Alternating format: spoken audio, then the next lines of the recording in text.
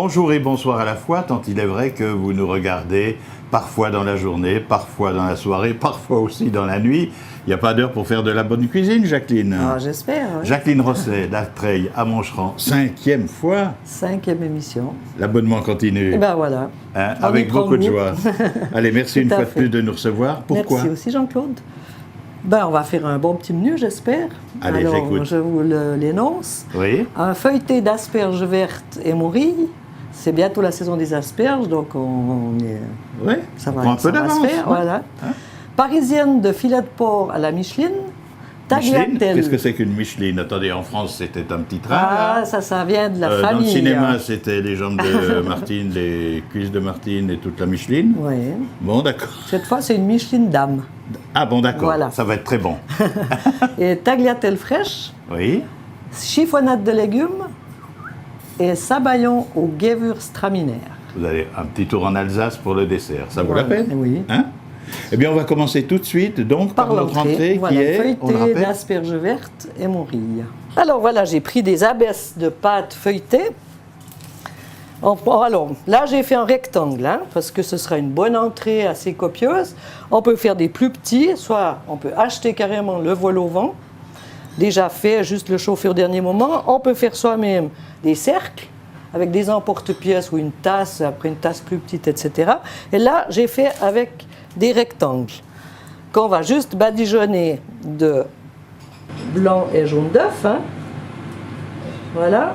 J'en ai fait 2, là après on en fera pour 4. Mais... donc on rappelle, c'est toujours l'œuf entier. Hein? Voilà, là c'est l'œuf entier. Moi je mets toujours une petite pointe de sel.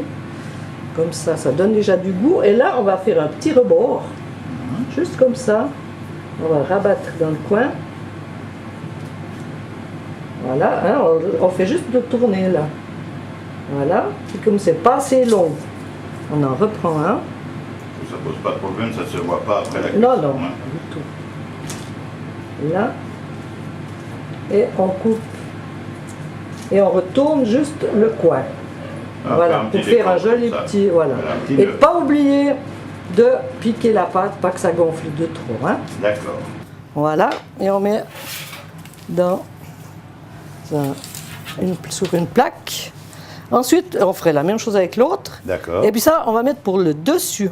Ah, c'est celui qui Ce viendra sera dessus voilà, après. le capuchon. Alors celui-là, il ne faut pas le piquer, il faut qu'il gonfle. Hein. Mais ils sont cuits séparément tout de même. Voilà, cuit séparément, voilà, comme ça. D'accord. Et on en fait 4 comme ça, Oui. et après on enfourne.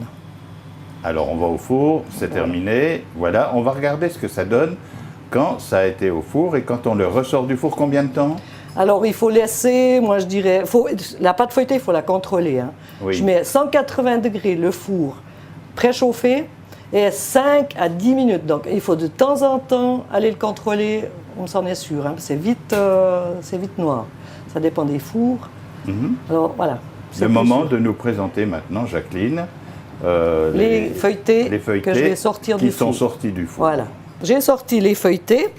Alors, comme là, ils ont bombé, hein, c'est normal, même quand on fait avec la pince. Celui-là, c'est celui du dessous, on rappelle. C'est celui qu'on du avait fait un dessous. Alors, spoiler vous pesez dessus simplement. Hein, c'est égal si ça on les vient craque, en quelque sorte. carrément pour que la sauce puisse pénétrer bien dedans. Hein. D'accord. Voilà. Ça, vous pouvez le faire à l'avance aussi. Hein. Une semaine à l'avance, il n'y a pas de problème. Oui, ça ressemble vraiment au vol au vent. quoi, Voilà. en fait. Et puis après, on va mettre donc notre farce. Et ensuite, au dernier moment, on mettra le couvercle. Alors, on va aller jeter un œil à la farce, d'accord? Voilà, on va essayer de faire la farce maintenant. Alors, cette farce, Pour la farce, donc on a dit aux asperges vertes et aux morilles. Alors il nous faut des asperges vertes, des morilles, de l'échalote, un peu de vin blanc. Et je vais garder du jus et des morilles et des asperges pour faire la sauce. Je vais juste vous montrer 2 asperges, hein, parce que ça je pense que tout le monde sait faire. On coupe juste un petit peu le bout. Les asperges vertes, il y en a qui ne les pèlent pas, mais moi j'aime bien peler un tout petit peu les extrémités. c'est vrai que c'est la différence souvent avec Et les voilà. asperges blanches. Il y en a qui sont quand même un petit peu filandreuses. Il y a très peu à enlever. Et puis pour la cuire, alors, il faut de l'eau salée. Il ne faut pas avoir peur d'assez saler l'eau. Et un sucre en morceaux, ou la valeur d'une cuillère à café de sucre, pour enlever l'amertume de l'asperge. Hein. Depuis Ça, que nous c'est sommes très ensemble, important. les 5 fois que nous nous sommes rencontrés, il y a très peu de fois où il n'y avait pas sel et sucre mélangés. Hein. C'est vrai souvent. Hein. C'est Oui. quand c'est des légumes un peu... C'est à relever. Voilà, puis on les cuit 5-10 minutes, mais à bonne ébullition. D'accord. Comme ça, elles restent. Et puis ensuite, pour qu'elles restent vraiment bien vertes, vous les passez à l'eau glacée. Vous les sortez de l'eau bouillante et vous les passez à l'eau glacée. Alors voilà le résultat. Oui. Elles restent super vertes. D'accord. Voilà. Celles-ci, alors on va les mettre de côté. Ensuite, on aura des morilles. Donc là, c'est des morilles séchées. Hein. Elles sont entières en tout cas. Maintenant, on les a coupées. Les plus Quand grosses, même on un les petit coupe peu en coupées. deux. Voilà, Ah oui, les toutes d'accord, grosses. oui, Hein. oui, oui. Mais alors, bien les rincer 2-3 fois. Vous gardez par contre le jus, une partie du jus, pour faire une bonne sauce, qui est déjà de la couleur et du goût. Hein, parce On précise ça va- que la morille doit être bien cuite parce que Ah, ça sinon peut être c'est poison. toxique, ouais. Ça peut être toxique, Tout à fait, effectivement. voilà. Et puis, donc couper, si c'est des trop grandes, vous voyez, là je l'ai coupé en deux, c'est meilleur. Hein. D'accord. Alors les asperges vertes et les morilles. Les asperges vertes, je les ai cuites, donc comme je l'ai dit, à l'eau. On va juste couper une partie maintenant pour faire la sauce, on mettra une partie dans la sauce, des tiges, faire des jolis petits bouts de tiges, puis on garde quand même comme ça pour la garniture. Hein. Il y a toujours ce côté le plus alléchant, finalement. Voilà, la beauté ça du reste plat. quand même un truc agréable Regardez, à regarder et à déguster. on mange avec les yeux également. Il paraît, hein. Voilà, comme ça. Hein. Puis ça, on pourra mettre dans la sauce après directement avec les morilles. Voilà encore cette dernière partie Tandis que celles-ci-là, les grandes, on va les réchauffer gentiment au dernier moment. Hein. pour la présentation. Voilà, pour les manger. Oh, bon, Ah oui, c'est on va les encore mettre meilleur. aussi, hein, quand Mais fallait même. pas nous cacher ça. Voilà, donc comme ça, là, on est prêt pour faire une bonne sauce. On va passer au piano Au piano. et on y va. Alors voilà, maintenant, on va passer à la sauce. On va mettre pour cela un peu de beurre, qui est déjà fondu, ça cuit. Les salopes que je vous ai montrées avant, finement coupées, et les morilles. Voilà. C'est de la fumée, hein. C'est bien chaud pour que ça aille un peu plus vite. On déglace avec un peu de vin blanc. On laisse juste recuire pour le goût. Et voilà le fameux jus d'asperges et de morilles filtré. Hein. Comme ça. Ça recouvre carrément. Voilà. Comme ça, on laisse bien cuire la morille. Hein. Comme on a dit, sinon ils sont pas très mangeables. On va assaisonner. Sel.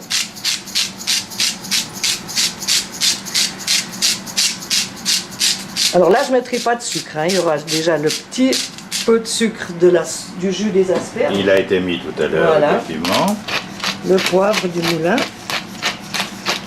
On a changé aujourd'hui, on n'a plus notre poivre rose. Il est là, je viens de l'employer. Ah, d'accord. Et je remets un petit peu. Et voilà, encore. Cette fois, C'est je le vois, sel, je hein. suis content, là. Ouais, c'est le sel, Le sel, rose oui. de l'Himalaya. Comme ça, on va laisser cuire ça, alors gentiment.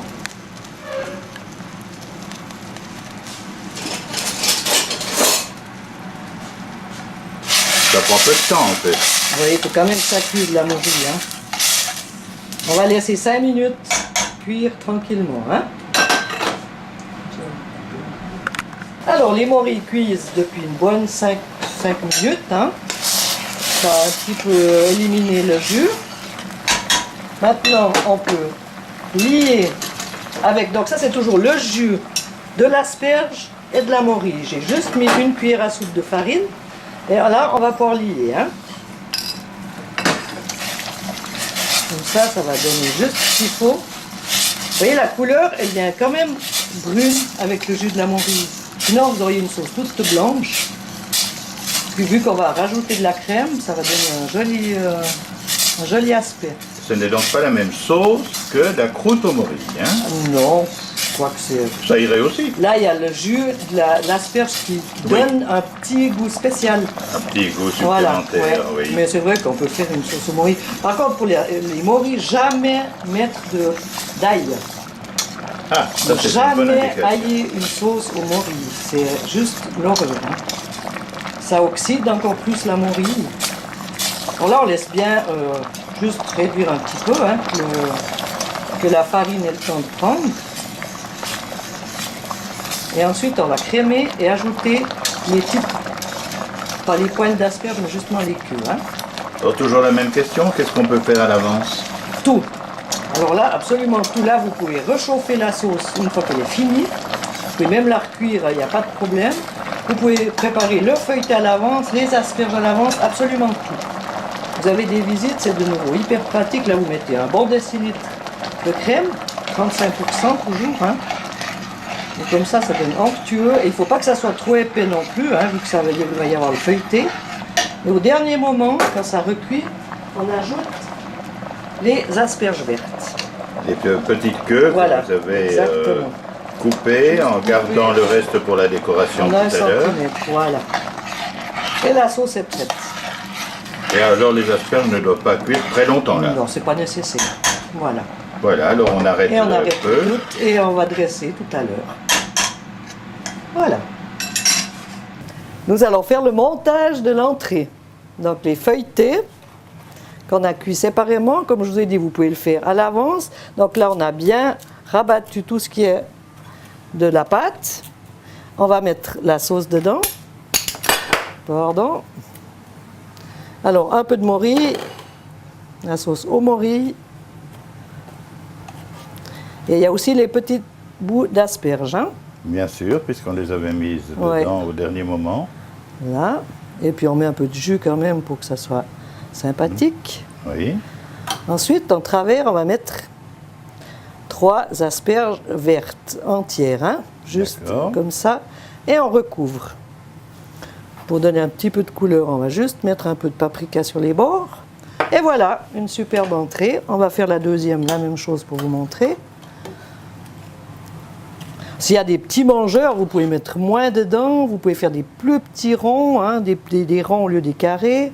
Bon, c'est selon. Hein. Mais enfin, au début du repas, on n'est pas encore petit mangeur, c'est plutôt vers la fin. Hein. Voilà. D'accord, toujours les 3 asperges. Il y a quand même des bons mangeurs. Voilà.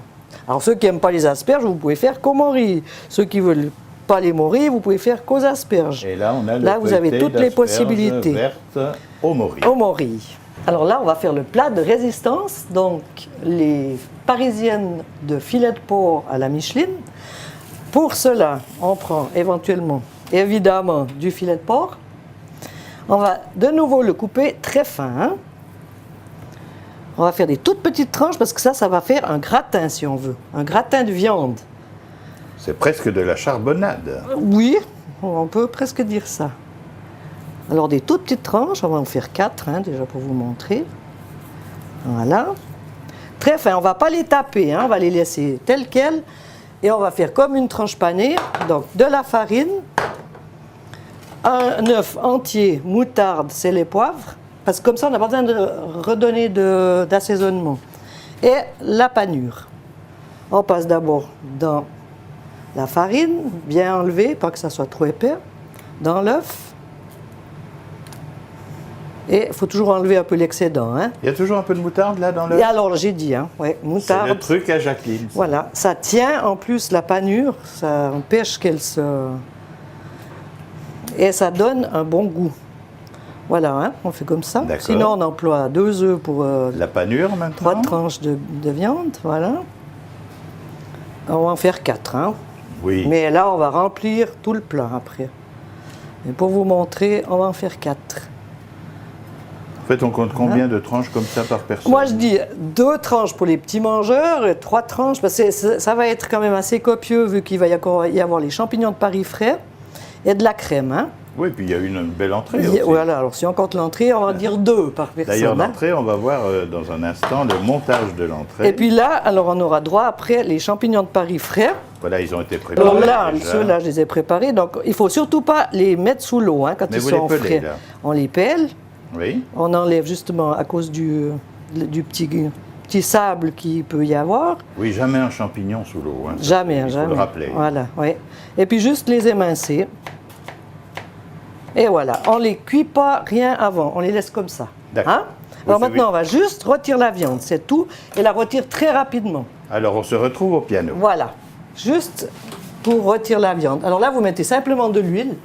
Là, c'est de l'huile de tournesol, mais pas de l'huile d'olive parce que ça a un goût vraiment trop prononcé. Hein. Il ne faut pas du beurre non plus parce que le beurre viendrait noir et c'est pas bon pour le cholestérol. Alors, juste un peu d'huile, on laisse bien chauffer et on les passe qu'elles soient juste légèrement dorées. Si c'est pas cuit dedans, c'est pas important, hein, parce que ça va cuire après au four pendant bien 30 à 40 minutes à 170 degrés.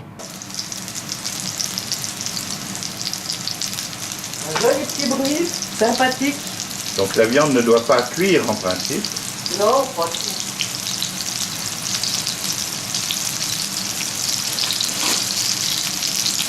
Juste bien prendre, hein, comme ça elle se raidisse un peu. Vous voyez, ça prend juste une petite couleur.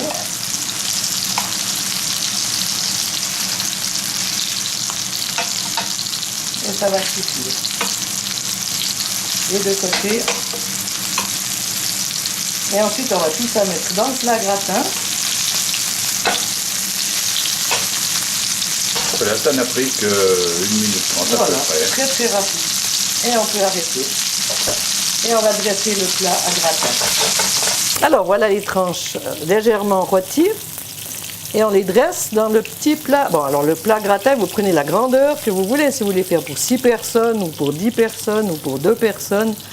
Là, c'est facilement pour 4 à 6 personnes. Hein. On rappelle qu'on l'a beurré le plat. On l'a beurré. Alors oui, pas oublier de le beurrer. Hein. D'accord. Bon, c'est moins important que pour du poisson, mais alors, puis vous pouvez bien mettre des couches partout. Hein. Là, on vous montre juste le minimum. Voilà. Ensuite, vous mettez simplement les champignons par-dessus. Indirectement. Directement. Donc tout ça, ça va cuire après dans le four. Hein. Oui. Là, on met la crème fraîche. Donc jamais oublié, de évidemment. 35 centilitres, 35%. On met quand même un petit tour de poivre et un petit tour de sel. Et j'ai droit à mon sel de l'Himalaya. Voilà, et on continue la même chose, les autres couches, le nombre de couches que vous voulez. Et on passe au four à 170 degrés. Vous contrôlez de temps en temps, mais il faut laisser bien cuire 30 à 40 minutes. Alors, on va sortir les filets de porc à la parisienne. 30 minutes sont écoulées, il y a Voilà, plusieurs Micheline, couches là. voilà. Alors là, on a continué, on a fini le plat avec tous les champignons, la viande, on a rôti, etc. On a continué. Et voilà le résultat. Alors là, nous avons notre petite Micheline, c'est-à-dire la parisienne de filet de porc à la Micheline. Et puis tout à l'heure, au dressage, eh bien, nous aurons droit à ce que vous avez également préparé. Voilà. On va dresser dans les assiettes. On va Oui. mettre pour 2 personnes, on ne va pas tout l'employer. Comme hein. de coutume, on met pour Voilà. 2 personnes, mais il y a pratiquement pour 4 là. Il y a en tout cas pour 4 là, oui. Oui. Voilà. Comme ça, peut-être même pas plus. Alors il y a hein. petit mangeur et grand mangeur, Voilà. on rajoute. Là, on a des petits mangeurs, on va mettre pas trop. On va mettre un petit peu de jus Oui. et un peu de champignons. Hein. Voilà. Voilà. Bonne Un sauce, petit peu de crème. bien crémeuse. Bien crémeux. Mais pas trop. Mais pas trop. Et puis alors les légumes. Les petits légumes. Alors là, je les ai juste. Vous les coupez à la mandoline, Oui. en lamelles et ensuite en biseaux. Voilà. Et puis vous les passez simplement au beurre avec un petit peu d'échalote. Voilà. Simplement. Alors j'ai mis céleri, poireaux, carottes et courgettes. Comme Très ça bien. donne une belle couleur. Si vous avez des choux pommes, n'importe, vous mettez ce que vous voulez. Les tagliatelles. Et des tagliatelles fraîches que vous cuisez juste 2 minutes dans l'eau, salée et un petit peu de beurre. Alors ça c'est l'intérêt des tagliatelles fraîches, c'est une cuisson très rapide. Très rapide. Et puis ça va avec beaucoup de choses. Et ça change un petit peu des frites. Oui, c'est vrai. Ah bah, ceux et Voilà. celles qui aiment les frites, eh bien, ils en profitent au restaurant souvent. hein. Absolument. Voilà, Et voilà une bonne petite. un petit décor. Voilà. Et là, nous avons La parisienne de filet de porc à la Micheline, tagliatelle fraîche et chiffonnade de légumes. Alors, les 2 assiettes sont terminées. On a fini notre parisienne de filet de porc à la Micheline, tagliatelle fraîche et la chiffonnade de légumes minute. Bon appétit! tous les dressages, c'est pour tout à l'heure. Pour l'instant, nous passons au dessert. le dessert, sabayon de Gewürztraminer. Alors, il y a très peu d'ingrédients. C'est juste un petit peu d'huile de coude. Hein. L'huile de coude, c'est-à-dire... Il faut juste 3 jaunes d'œufs, 50 g de sucre et 1,5 décilitre de Gewürztraminer. Ouais, même, on peut presque aller jusqu'à 2 décilitres. Oui, qu'il nous en reste quand même encore 5 décilitres voilà, pour boire. on va essayer. 2 décilitres de Gewürztraminer. Mais on va commencer par touiller les jaunes d'œufs et le sucre. D'accord. Voilà. Et jusqu'à ce que le mélange soit blanc, blanchisse vraiment. Hein. Là, c'est là qu'il faut un peu d'huile de coude déjà, pour la première opération. Par contre, ça, c'est un dessert qui se fait au dernier moment. Hein.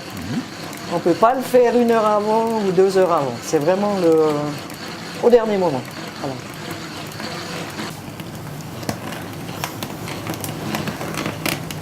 Alors voilà, 4 minutes bien qu'on a dû touiller. Hein.